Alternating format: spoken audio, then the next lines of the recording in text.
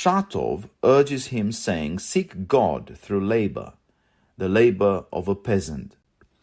Dostoevsky goes on to elaborate that Stavrogin represents a complete social archetype, and I quote, "In my opinion, a Russian, someone who has become disconnected from everything native and, most importantly, from faith."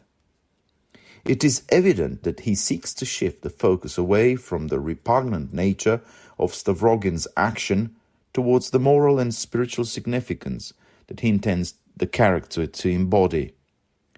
Dostoevsky portrays Stavrogin as a degenerate born out of boredom, yet someone burdened with a conscience, who undergoes a tumultuous and agonizing struggle to rejuvenate himself and rediscover belief.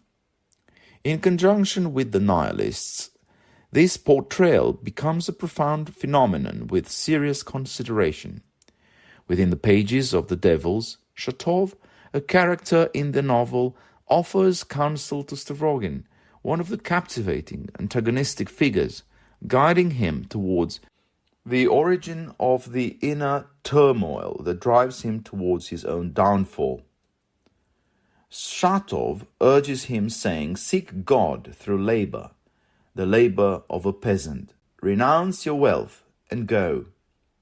As the Russian populists underwent a shift in their perspective, no longer associating atheism with a rejection of Christian morality or the teachings of Christ, Dostoevsky's stance towards this new form of radicalism also underwent a noticeable change.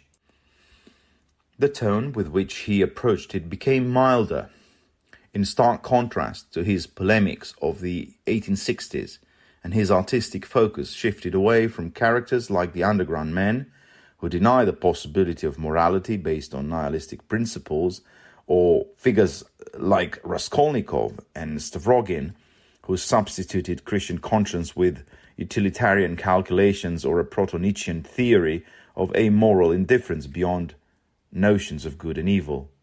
The populists had now embraced the Christian values inherent in the Russian people's truth, and Dostoevsky believed he could appeal to them by invoking a morality they could not outright reject.